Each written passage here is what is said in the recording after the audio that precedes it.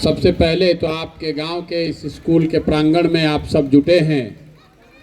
मुझे मेरी बात कहने का, आपसे मिलने का, परिचय करने का अवसर दे रहे हैं, उसके लिए आपका तहे दिल से धन्यवाद कर रहे हैं, शुक्रिया अदा कर रहे हैं। देखिए, हमारा नाम है प्रशांत किशोर। हाँ, हम नेता ना हैं, हम विधायक मंत्री हैं नहीं, हम तो मुखिया सरपंच भी नहीं हैं। बिहार के एक साधारण परिवार के लड़के हैं। ऊपर वाले की कृपा रही है, माता पिता का आशीर्वाद रहा है, जीवन में कुछ हासिल करने का अवसर मिला है। लेकिन 2021 में हमने ये संकल्प लिया है कि अब जीवन में किसी दल और नेता के साथ काम नहीं करेंगे। जो काम हम करते थे वो काम हमने छोड़ दिया। अब रउआ पूछब ये भाई इतना रउआ काम काहे छोड़ देनी? जिस काम को करके इतना नाम कमाए हैं, मीडिया वाले लोग बताएंगे कि सैकड़ों करोड़ रुपया हमको मिलता है उस काम को करने के लिए। तो इतना पैसा, इतना नाम छोड़कर बिहार में गांव गांव क्यों घूम रहे हैं? बिहार में गांव गांव इसलिए घूम रहे हैं कि उस काम को करते हुए ये अनुभव किया, बड़े बड़े दलों के साथ, नेताओं के साथ बहुत करीब से काम करके ये देखा कि दलों के जीतने से, नेताओं के जीतने से जनता का जिंदगी नहीं बदलता है। तो वह बिहार के देख ली, पिछले 50 साल में जितने दल को आपने चुना, जितने नेता को आपने बैठाया, सब ने जो काम किया है या करने का दावा कर रहा है, उसको अगर आप और हम सही मान लें, कोई बहस के बात नहीं खे। ठीक बा भाई, कांग्रेस जौन कैलस तौन कैलस, लालू जी के राज में सामाजिक न्याय हो गई, नीतीश जी भाजपा के राज में कुछ विकासो हो गई। तो जिसने जो किया या करने का दावा करता है उसको आप सही भी मान लीजिए, तो भी आज इस बात से कोई इनकार नहीं कर सकता है कि बिहार देश का सबसे गरीब, सबसे पिछड़ा, सबसे ज्यादा अशिक्षित, बेरोजगारी और भ्रष्टाचार वाला राज्य है। ऐसे तो कोई इनकार ना कर सके। तो जो सामान्य आदमी बा वो कह बता दी रउआ के कि भाई जौना रास्ता पर हमनी के 50 वर्ष से चलत नहीं जा, ए रास्ता पर आगे भी 50 वर्ष अगर चलत रहल जाई तबो कोनो बिहार की स्थिति बदले वाला नहीं है। जिस गरीबी के कुचक्र में आप फंसे हुए हैं, जिस बदहाली में आप और आपके बच्चे जी रहे हैं, ये सुधरने वाला नहीं है। किसी एक नेता के आने से, किसी एक दल के आने से नहीं सुधरने वाला है। अगर कोनो नेता दल के आवे से सुधरे के रही तो आज 50 वर्ष में कोई सुधार ना दी। तो आप पहले समझिए इतनी गरीबी बिहार में है क्यों? आखिर गरीब आदमी ऊपर बढ़ क्यों नहीं पा रहा है? अभी जेकरे से पूछो तरुआ में कोई बताई कि आज के सरकार काम नहीं करत, कोई कही भ्रष्टाचार बहुत वजह से नहीं बढ़ पावत, कोई कही कि लालू जी के जमाना में बहुत पीछे चल गई, नहीं जाए ऐसे नहीं के सुधरत। ऐसी बात नहीं है। 1965 के बाद से लगातार बिहार दूसरे राज्यों के मुकाबले पिछड़ रहा है और हम लोग कभी 50 के दशक में देश में सबसे अच्छे राज्य में बिहार की गणना होती थी। आज हम लोग देश के सबसे गरीब और पिछड़े राज्य हैं। तो आखिर ये दुर्दशा हमने के भइल काहे बा? देखिए, एकरा पीछे मूल में जो वजह है कि गरीबी से निकलने के 3 रास्ते दुनिया भर में जो हैं, वो तीनों रास्ते बिहार में ज्यादातर जनता के लिए बंद हैं। गरीबी से निकलने के 3 ही रास्ते हैं। पहला रास्ता का बा? अगर रउआ घर के लइका कोनो पढ़ लिख जाई, नौकरी पा जाई, तो रउआ गरीबी से निकल सकतानी।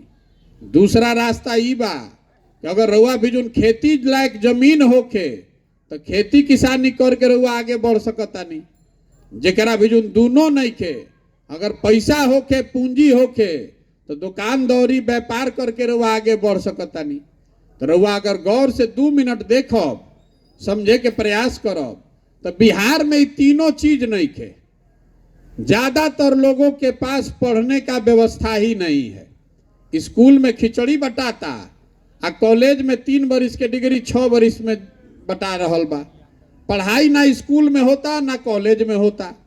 तो राउर लड़का जब पढ़ते नहीं खे तो मजदूर ना बनी तो डॉक्टर इंजीनियर और कलेक्टर बनी, उसको तो मजदूर ही बनना है। और दूसरा रास्ता ये है, मान ली कि पढ़ाई के नइखे व्यवस्था, तो खेती करके आदमी आगे बढ़ सकता। तो बिहार में 100 आदमी जो रहतड़न, उनमें 60 आदमी के पास 1 इंच 1 धूर जमीने नहीं है। देश में 100 में 38 आदमी के पास जमीन नहीं है, लेकिन बिहार में समाजवाद के नाम पर राजनीति हुआ है दशकों से। लेकिन यहाँ 100 में 60 आदमी के पास जमीन नहीं है, और 40 आदमी जरा भी जमीन बा, ओकरा में 35 आदमी ऐसा बाड़न जरा भी 2 बीघा से कम जमीन बा। तो ज्यादातर आदमी जो खेती किसानी करता है बिहार में, वो कमाने वाला नहीं खेती कर रहा है, खाने वाला खेती कर रहा है।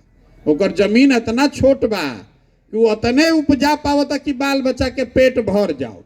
गेहूं भइल बा तो में तनी मनी सरसों छीट दी कि भैया तेल बाजार से ना खरीदे पड़ो, इतना सरसों ना हो कि बेच के रुपया कमा ले। तो 100 आदमी जो बिहार में रहता, ओमे 5 गो आदमी ऐसा बाड़न जे खेती करता, जरा आमदनी होता खेती से।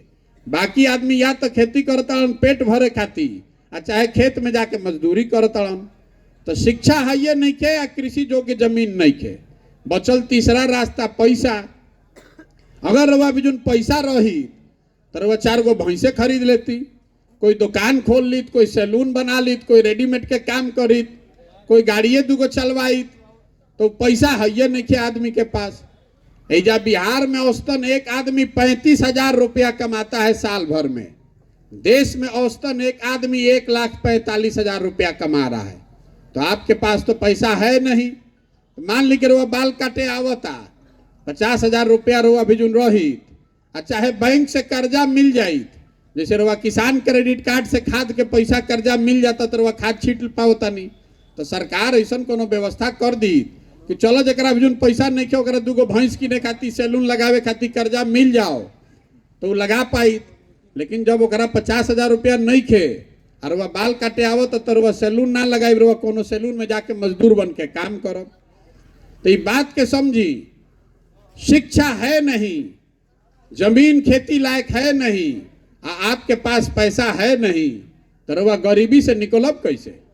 कतनो रवा हाथ पांव मार ली, सरकार कोई योजना लेकर चली आए, आप किसी को चुन लीजिए, बिहार से गरीबी खत्म नहीं होने वाली है। जब तक इस 3 बात को नहीं सुधारा जाएगा, यहाँ बच्चों के लिए ऐसी पढ़ने की व्यवस्था न हो जरा में लड़का सब के पढ़ लिख के नौकरी खातिर काबिल बन सके, जब तक ऐसा व्यवस्था ना होई तब तक बिहार से गरीबी ना दूर होई। बहुत आदमी कहता कि अच्छा बहुत आदमी पढ़ लिख जाते तो नौकरी नहीं खे लागत। देखिए रवा सुन ले, खब दुनिया में भारत भर में सबसे ज्यादा है नर्स जौन बाड़ी जाऊ केरल के लड़की सब है। क्यों है? क्योंकि तमिलनाडु में, केरल में 2/3 नर्सिंग कॉलेज जो है वो 2 गो राज्य में है पूरा देश में, तमिलनाडु में और केरल में। तो वही जाके लड़की पढ़ लिख के ट्रेनिंग लेके नर्स बन गई सब। तो हजारों की संख्या में वो लड़कियां नर्स बनकर देश दुनिया में काम कर रही हैं। तो अगर बिहार में शिक्षा ऐसी हो जिससे लोगों को रोजगार मिले, उससे रास्ता खुलेगा। तो शिक्षा तो सुधरे के चाहिए, इतना बात तो सबके बुझाता। इतना आदमी रुआ बैठल बानी, रुआ बताई हमरा से एक बात पर सहमति बा ना भाई कि शिक्षा का व्यवस्था होना चाहिए, ओके के चाहिए ना? सब सोच के बताई फिर से, बिहार में और कुछ होके चाहे ना, लइकन के पढ़े के व्यवस्था होके के चाहिए ना? सबे कहता कि होके के चाहिए, इतना तो सबके बुझाता।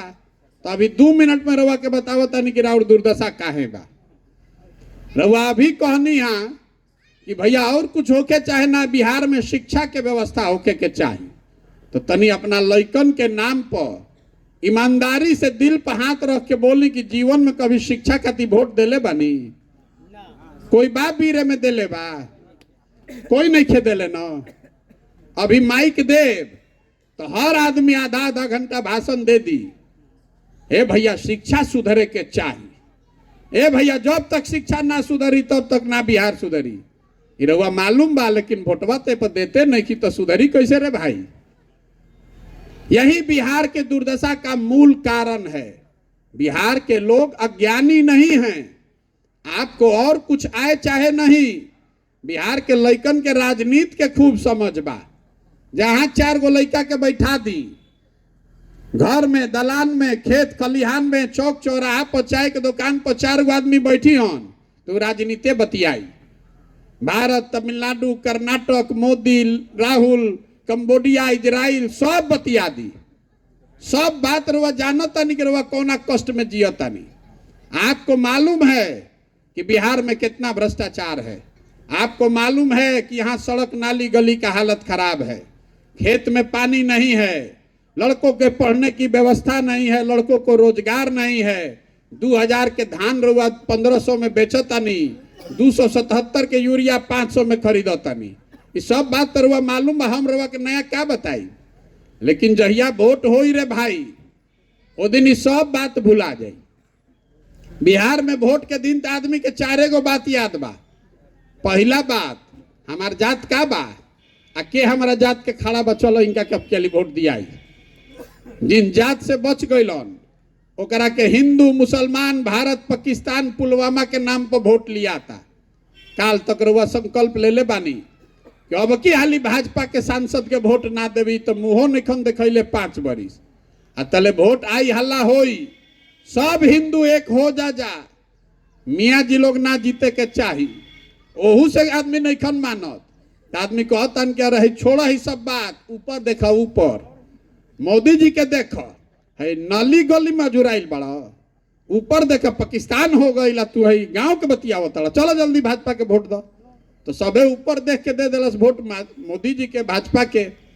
जे दोनों से बच जाता तो कहता जाए दी भैया, हमनी के कतनो दिक्कत बा न, तो लालू जी ना लौटे के चाहिए, कुछो हो जाए लालू जी ना आवे के चाहिए। तो चलो भैया, लालू जी के डर से आदमी भाजपा के दे दिलस। आ चौथा, हमनी के मुसलमान भाई लोग बा, ई लोग कहते कि भैया जी ही चाहे मरी, भाजपा के ना वोट दे सकीला जा, भाजपा तो मुसलमान विरोधी पार्टी बा। तो बिहार में बचल के, बिहार में तो भैया 2 गो दल बा, एगो मोदी जी के भाजपा, एगो लालू जी के ललटेन। नीतीश कुमार बेचारे के तो भरोसे नहीं के, कभी ललटेन पकड़ के लटकियन, कभी कमल के फूल पर बैठ के पवरियन। तो मुसलमान कह रहा है कि भाजपा के दे ना सकी तो बचल के ललटेन लौकत, ललटेने के दबावल जाओ वोट। रवा ईमानदारी से बताई, ये 4 चीज पर ना वोट पड़ता भैया। तो काहे कि हमनी के दिमाग खराब करता नहीं जा, माथा पीटता नहीं जा। अरे जब रउआ जानता नहीं, हम जानता नहीं, तो बिहार के सब नेतो जानता कि बिहार के जनता कतनो बतिया ले, कतनो गाना गा ले, हंस के गा के गरिया के रउआ वोटवा देवे यही 4 चीज पर। तो जानिए रहल बा कि जब यही 4 चीज पर वोट पड़ी तो काम करे के जरूरत का बा। यही बिहार के दुर्दशा का मूल कारण है। यहाँ का जो जनप्रतिनिधि है उसको हारने का, काम के आधार पर हारने का डरे खत्म हो गया है। एमपी सांसद महोदय के यहाँ लोग जाता, हम रोड पर चलता नहीं, कहता आदमी कि एमपी से जाता नहीं जा, सांसद से कहे कोनो काम के तो कैलस तो तनी हमनी के दबाव देता नहीं जा, तो कहते कि हमरा के वोट देले रहो, मोदी जी के न देले रहो, जा मत दियो, जा मोदी जी के वोट मत दियो। जानते बा कि रहो जाके फिर मोदी जी के देबे करब, तो ओकरा डर का बा। यही वजह है बिहार के दुर्दशा का। तो आदमी को हम ये पदयात्रा जो कर रहे हैं, ये दल बनाकर वोट मांगने का अभियान नहीं है। आपसे वोट नहीं मांग रहे, गांवे गांवे जाता नहीं, हाथ जोड़ता नहीं लोग के कि अरे भाई, अगर रउआ आपन और आपन लइका के चिंता ना करो तो कोई दल, कोई नेता, कोई विचारधारा आपकी चिंता नहीं करेगा। लिख कर रखिए, अपने अनुभव के आधार पर बता रहे। कोई आपका चिंता काहे करेगा भाई? जब रउआ अपन लइका के चिंते नहीं खे तो हमरा और लइका के चिंता करे आई। रउआ तो जुराइल बानी जात में, धर्म में।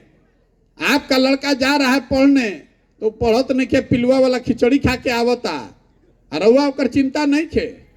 राउर लइका BA में करके घर में बेरोजगार बैठल बा, रउआ ओकर चिंता नहीं खे। रउआ तो मोदी जी के अमेरिका में कैसे स्वागत होता आज तक पर देख के ही प्रफुल्लित बानी कि वाह, बहुत बढ़िया, देश के नाम हो रहल बा। राउर लइका घर में बेरोजगार बैठल बा, नहीं खे लौकत।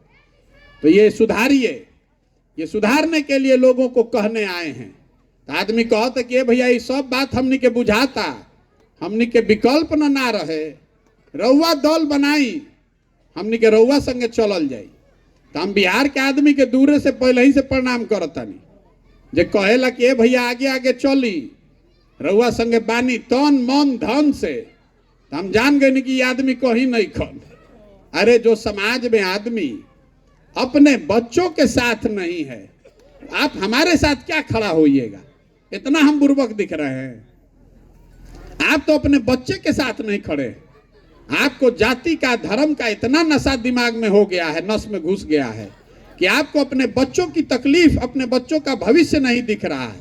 आप प्रशांत किशोर के साथ होइएगा, जाति धर्म छोड़ के नहीं होइएगा। इसीलिए हम हाथ जोड़कर लोगों को कह रहे हैं कि आप पहले संकल्प लीजिए, अपने और अपने बच्चों के साथ खड़ा होइए। हमारे साथ मत खड़ा होइए, हम पर भरोसा मत कीजिए, अपने और अपने बच्चों के साथ खड़े होइए। वोट दीजिए अपने बच्चों के पढ़ाई के लिए, बच्चों के रोजगार के लिए। और नहीं दीजिएगा तो लिख के रख ली, आज का तारीख और डेट नोट कर लीजिए आप। जिस गरीबी बदहाली में बिहार आज तक जी रहा है, बिहार के लोग आने वाले सालों में भी बिहार के लोग इसी गरीबी, इसी बदहाली में जिएंगे। कोई नहीं बिहार को सुधार सकता है। आदमी कहता कि प्रशांत किशोर आइल बाड़न, बड़ा होशियार बाड़न, भैया ठीक करी। जे आवेला ये कहेला कि हम आइब न तब की हाली ठीक कर दे, हमरा के वोट दे दो।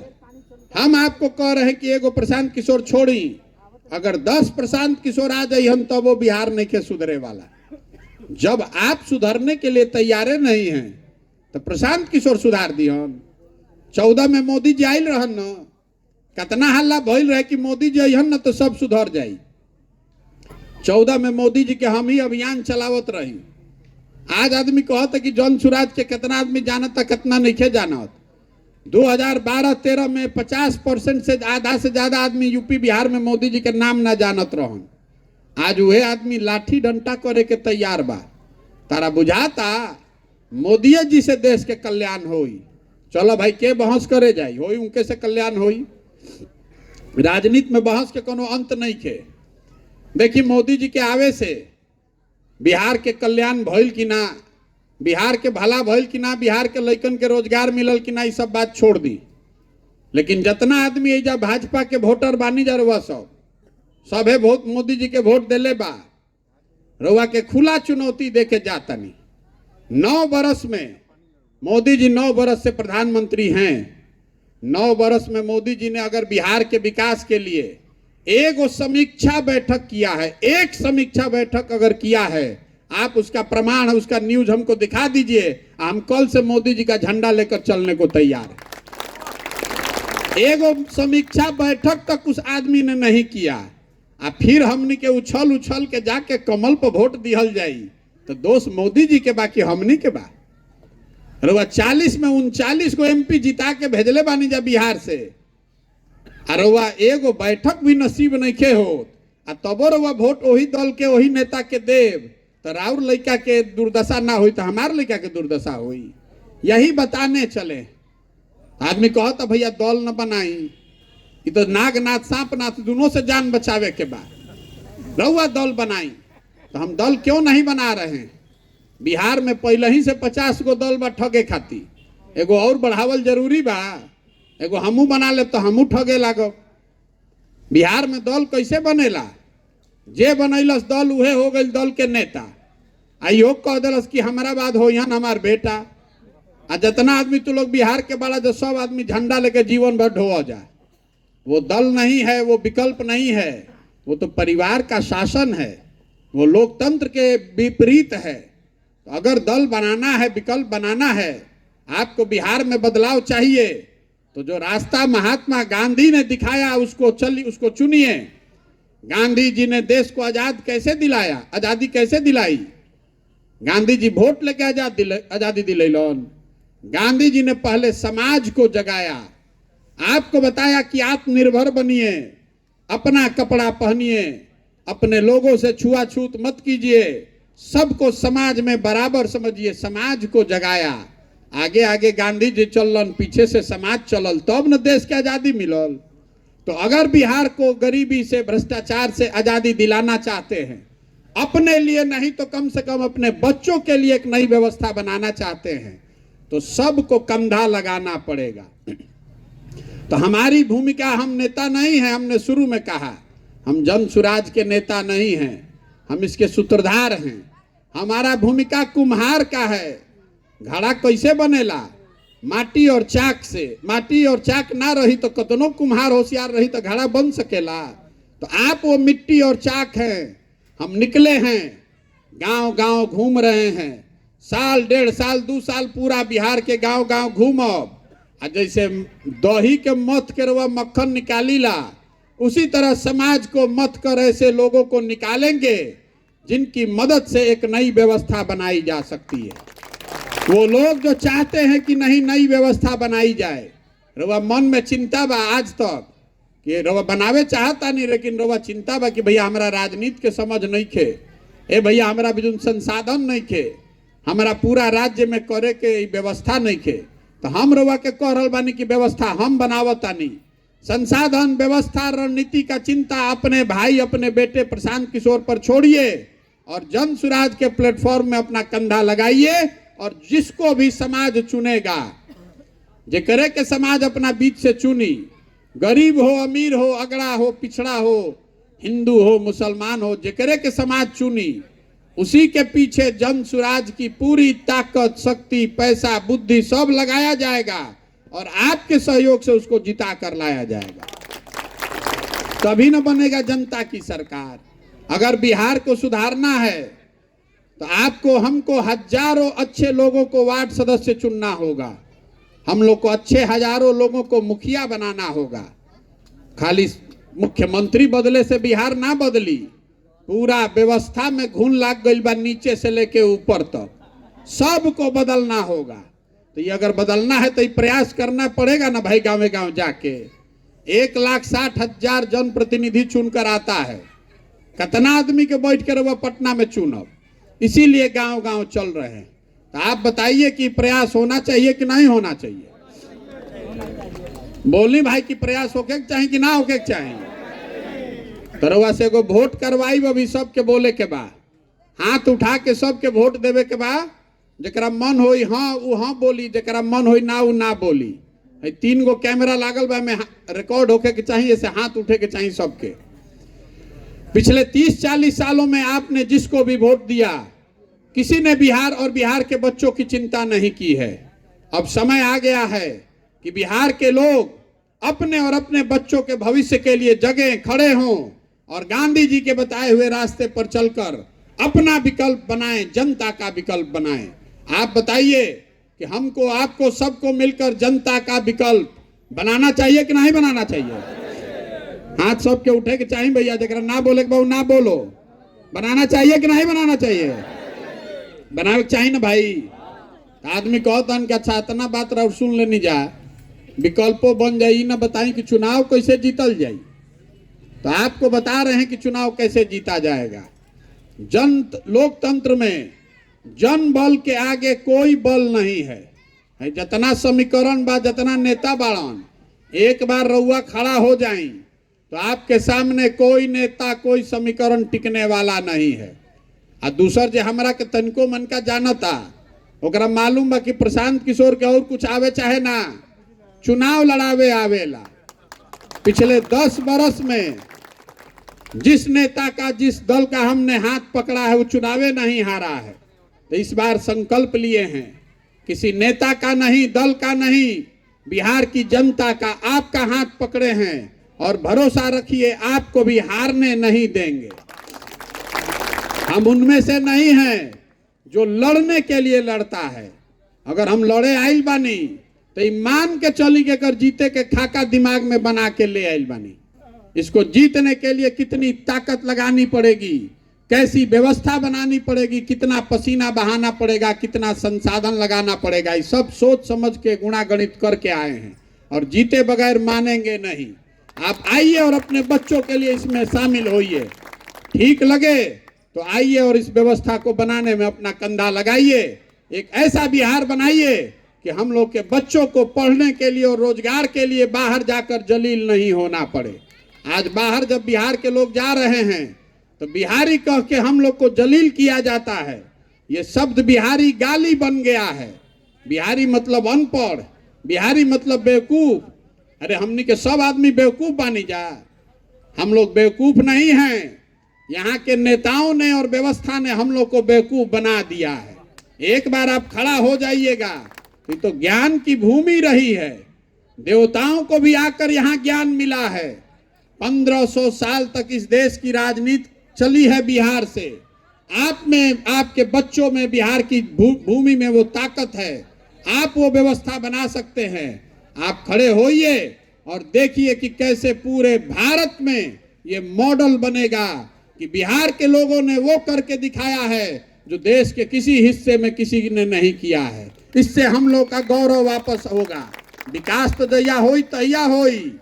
जिस दिन इस व्यवस्था को बनाकर हम लोगों ने सरकार जनता की बना दी, पूरा देश नतमस्तक होगा, क्योंकि बिहार के लोगों ने वो कर दिखाया होगा जो आजादी के बाद किसी भी राज्य में कोई नहीं कर पाया है। तो अगर आपको लगता है कि जो काम हम कर रहे हैं ये ठीक काम है, ये बिहार के बच्चों के भलाई के लिए है, तो से हम वोट ना मांगनी, आपसे चंदा नहीं मांगे, आपसे हम अपना नजर घुमाकर देखिए कहीं फोटो वोटो नहीं लगाते हैं। आपसे मांगने आए हैं आपका आशीर्वाद। ये टेढ़ा काम है, ये फर्श पर जमी हुई काई को छोड़ाने जैसा है। ये गांधी मैदान में रैली करके ना होई। बहुत आदमी हमरा कहता कि भैया एगो बड़ा सभा करके एक जगह बताई। उसको हम बता रहे हैं कि भैया जब फर्श पर काई जमल बा, उस पर दौड़ने जाइएगा तो गिर जाइएगा, हाथ पैर टूट जाएगा। काई लागल बा तो बैठ के ईंटा से ओकरा के रगड़ रगड़ के छोड़ावे के पड़ी। तो गाँवे गाँवे वही काई छोड़ाने के लिए निकले हैं। तो अगर आपको लगता है कि काम ठीक है तो एक बार हाथ उठाकर आशीर्वाद दीजिए। है ना आपका आशीर्वाद? ओके ना? प्रयास होना चाहिए ना भाई। तो बहुत बहुत धन्यवाद। एक इस मिट्टी के सम्मान में एक नारा हम लोग लगाकर खत्म करेंगे। मैं बोलूंगा जय बिहार, आपको बोलना है जय जय बिहार। जय बिहार। छपरा जिला के आदमी के दम होतने बा। हमार घर बस आबाद, हमने के आरा बलिया छपरा आदमी के बड़ा दम बा। आवाजे नहीं खेरवा निकलो। जय बिहार, जय बिहार, जय बिहार। बहुत बहुत धन्यवाद। तो जरा मन होके